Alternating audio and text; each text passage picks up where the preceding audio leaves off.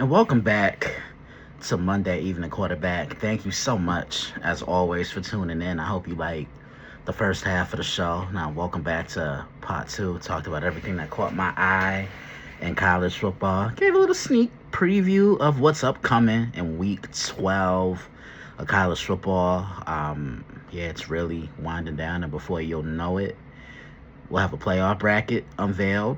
Who's playing who are going to be those four top seeds playing in the second round, and who's going to be on their way to playing for a national championship on that Monday night in January. Christian Simpson here, as always. Now it's time to talk about what caught my eye in the NFL. But before you do all that, make sure you like, share, and subscribe to the podcast here on YouTube, and log on to the site and become a subscriber today, which is thedailyblitz.blog, into your email address, and anything that I post on the site will be sent to your email inbox. Yeah, but let's talk about everything that caught my eye. We're officially in the double-digit mark of the National Football League. Week 10. And it's only going to heat up and get better from here. Thursday Night Football was a snoozer. I'm just going to be honest with you.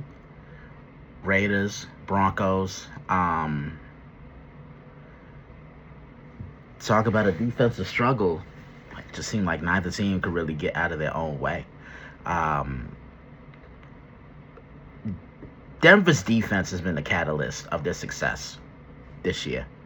They're 8-2. They're undefeated at home. They've always been a strong team at home. The Raiders are 2-7. They've been on the bye week damn near all week. The issue I have with Denver is which version of their offense are you going to get? More so, which version of Bo Nix are you going to get? 18-28, 16-28, 150 yards and 1 touchdown. J.K. all day. J.K. Dobbins, that is, word to Gus Johnson. 18 carries, 77 yards. Denver wins this one 10-7. Thank you, Peyton. Yesterday was the Jets' first home game since Nick Mangold passed away, and thoughts and prayers and condolences go out to the Jet organization, the Mangold family, those who played with him, those who knew him. Just really revered as such a great guy from what I saw.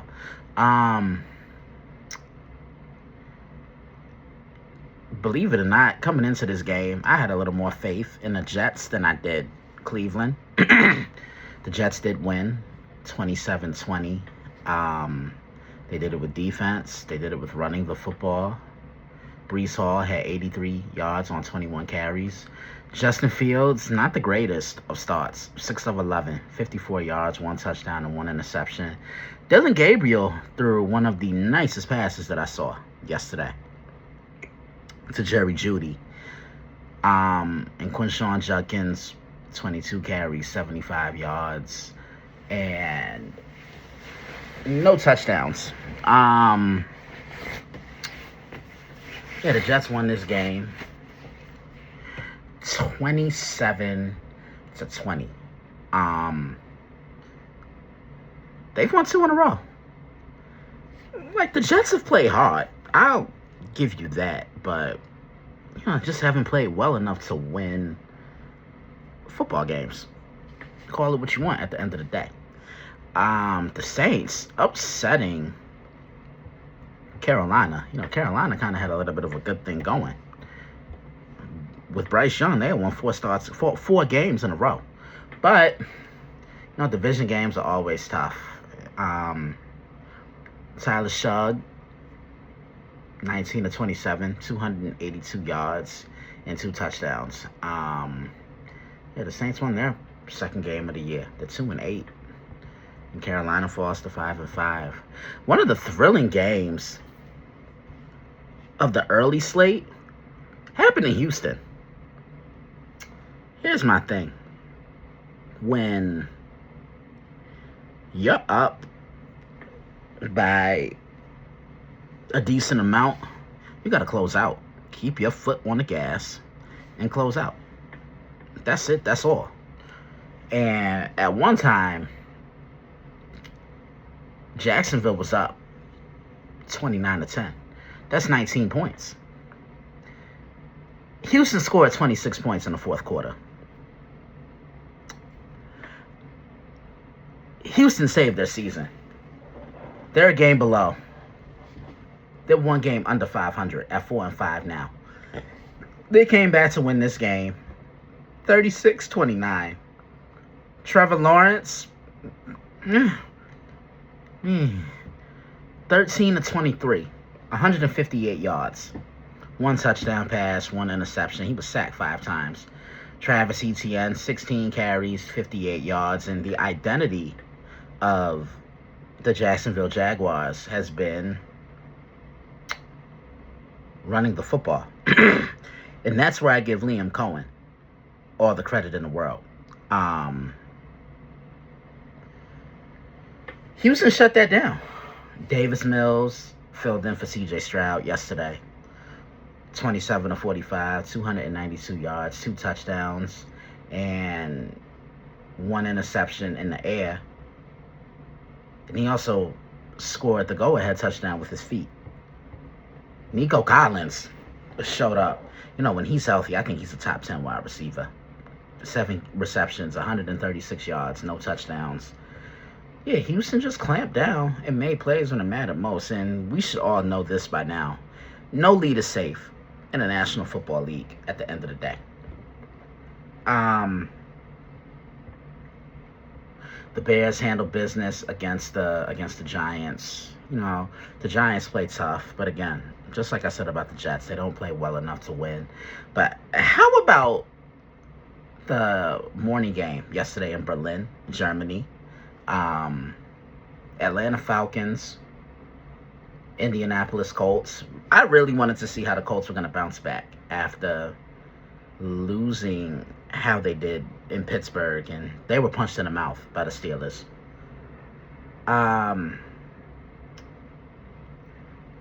You know, Atlanta's hit or miss. You just never know what version of them you're going to get. This game did go into overtime, and Indianapolis did win this game. And, you know, it seems like every time I'm asked about MVP, I am always changing my answer. But right now, at this point, I think it's Jonathan Taylor. You know, he may not get it, unfortunately, because they just love giving it to quarterbacks. But nobody has meant more to their team than JT 2-8. You know my rule. You better have game. If you got 2 first names, it's only right. 32 carries. 244 yards rushing. And 3 touchdowns. And he also recorded 42 yards receiving. Daniel Jones, 19-26. 255 yards passing. 1 touchdown. 1 interception. Only thing I don't like is he was sacked 7 times. The Indianapolis Colts are 8-2. There's a 3-way tie atop the AFC right now, and it's not who you thought it would be. The Indianapolis Colts, the Denver Broncos, and this next team I'm about to talk about, the New England Patriots. Game of the day on paper. New England, Tampa Bay. New England's a good football team. They really are.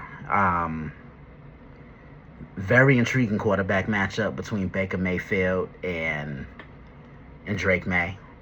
New England is perfect on the road. 5-0. They did win this game 28-23. It was a pretty good game. Drake May was 16-31, 270 yards, 2 touchdowns, 1 interception. And Baker Mayfield played as great as you could ask of him. 28-43, 273 yards passing, 3 touchdowns, no picks. Tampa couldn't really get their running game going, and Emeka Egbuka was the leading receiver. 6 receptions, 115 yards. And how about Matt Collins? 6 receptions, 106 yards on the New England side. And New England ran the ball very effectively. 27 carries as a team and 166 yards. And Travion Henderson had 147 of them. I've been spot on about Mike Vrabel. I know Tennessee right now is just kicking themselves for letting him walk. Mike Vrabel is a damn good football coach. Say what you want, but he has this team playing at such a high level right now, but most importantly, they want to play for him. Remember, Mike is a former player. He knows the ins and outs and how this business and this, this field could really be a struggle. I said this in my preview when I wrote about them the other day, when I did preview this game, that this is a modern day Belichick type team. Still very attentive to detail, still doing their job, because, that's the mantra in Foxborough. And, just they're having fun while they're doing it. Belichick was no nonsense and all that. Now, Vrabel's younger, and I say he can relate to these guys. As far as Tampa Bay, they're going to be fine. You win some and you lose some. They got another big game coming up, and I want to talk about them next. The Buffalo Bills. They really pissed me off.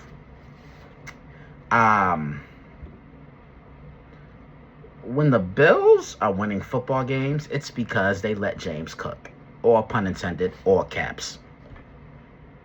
He's in that bracket now with, the Derrick Henrys and the Saquon Barkleys. And I'm not saying, he's in that elite level. What I am alluding to is he is a back that needs to touch the ball a certain amount of times for the team to really flow.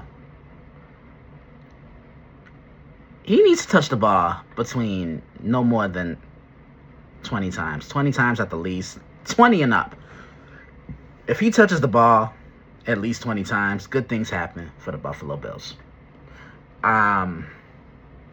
He only had 13 carries yesterday for 53 yards. Josh Allen, okay day at the office. 28 of 40, 306 yards, 2 touchdowns, and the 1 interception. He was sacked 3 times. Tua, 15 of 21, 173 yards passing, 2 touchdowns, 2 interceptions, and he wasn't sacked at all. But Buffalo's defense continues to have a problem, and they can't stop the run.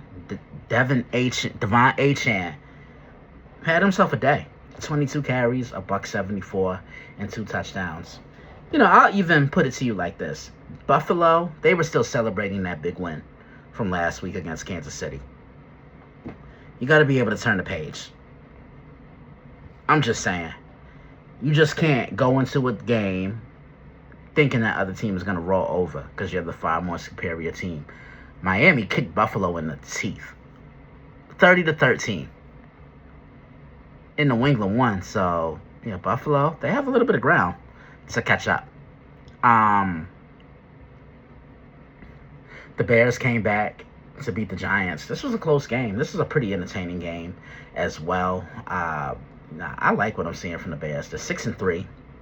Around this time last year, they were on that losing streak. Matt Eberflus didn't know what he was doing.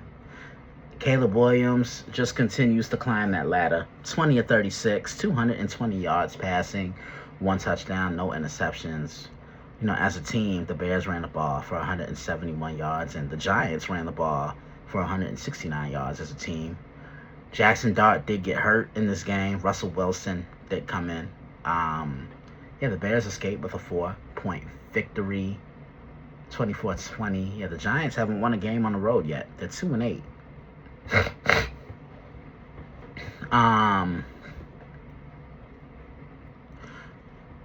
Love what I saw from Baltimore yesterday.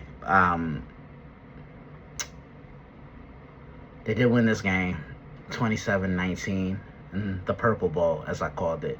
Lamar Jackson, 17 of 29, 176 yards passing, 1 touchdown, and no interceptions. Derrick Henry, 20 carries, 75 yards, and didn't score a touchdown. Things just seem to flow a lot more differently when Lamar's on the field compared to anyone else. J.J. McCarthy, 20 of 42, 248 yards, 1 touchdown, 2 interceptions. Watch out for Baltimore. They're 4-5. They saved their season when they beat the Bears a couple of weeks ago. And they're getting healthy at the right time. But, the $1 million question with Baltimore is, can they put this all together when it matters most, which is playoff time? Because I couldn't care less what they do in the regular season. Do it when it matters, playoff time. But, Baltimore's looking good. I think they're going to overtake the Steelers in this division. I can't wait for that first meeting in a couple of weeks, one that I'm sure I will get my hands on. Again, always another entertaining day of NFL action.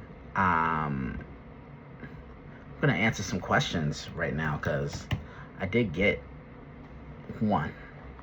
Let's look that up.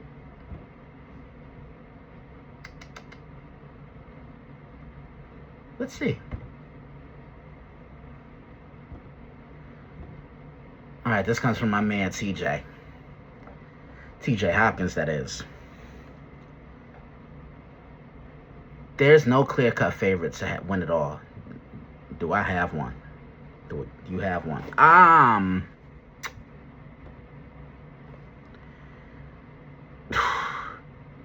Look, I'm not going to count Kansas City out. As long as that curly-headed quarterback is under center, they're going to have a chance. They're going to be there regardless. I don't think, have played their best football. They've played games in which they've shown flashes, but I just need to see it a bit more consistently. But again, Kansas City, this is the team you got to take down come playoff time. If you want to go anywhere, do much of anything in the playoffs, this is who you got to bring down. They have run the AFC 5 out of the last, 7 or 8 years, if I'm not mistaken. And for college, I think there are 4 teams that could win it.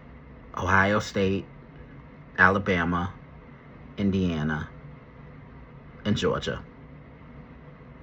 Everybody else is a wild card to me. Ohio State, they have that defense. Julian Sand, he's really playing well, and I think they have the best offensive player in the nation in Jeremiah Smith.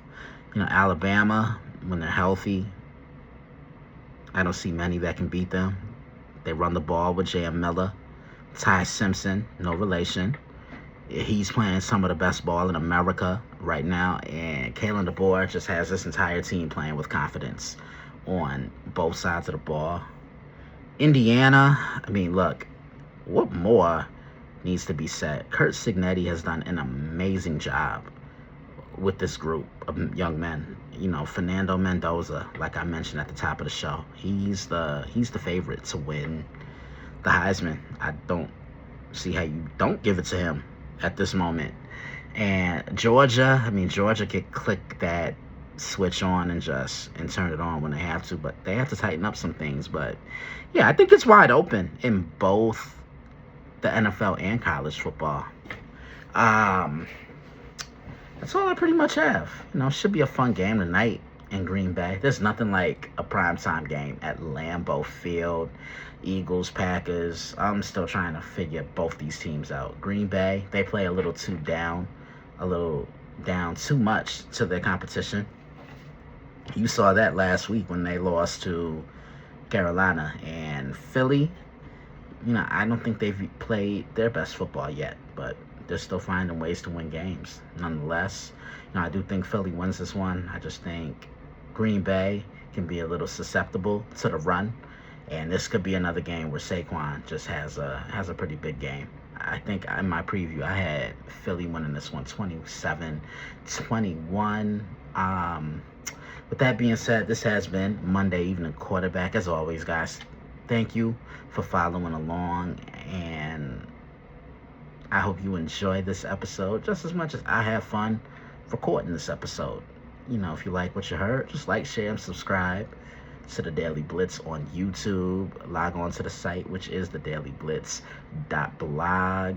Enter your email address. Anything that gets posted to the site will be in your email inbox. Follow us on Twitter at DailyBlitz_61. Follow us on Instagram, which is at the Daily Blitz 61, or follow my personal page at the Football Analyst _61. Keep up with me on the airwaves. Tuesday nights you can catch me on the Prime with David On Point, Israel Rivera, TJ Hopkins, and Matt James. Wednesdays you can catch me on The Betting Window with Ronnie Kump, John Danzo, and Ryan Shaw. Thursdays you can catch me on Snowman in the Morning with my man Brian Snow. Fridays, College Football Showdown with Israel Rivera and Matt James. Can't wait to get back on with those guys. And yeah, as always, huge shout out to my amazing family, my mother, my sister Taylor, my son, better known as my dog Seebs, Sean, Janice, Tanisha, Daphne, Brandon, my little nephew Aiden, Robert Butler, who just had a birthday. Happy birthday, man. I hope it was everything you could have hoped for, and I hope this is a legendary year for you. Jason Tyree, Kim Mel Fryer, Candace Carter, Mike Griffin, Rob Carter, Velo, Alex Bennett, Rob's cousin, Alex, who I commonly call Esquire from ATL because he looked like him.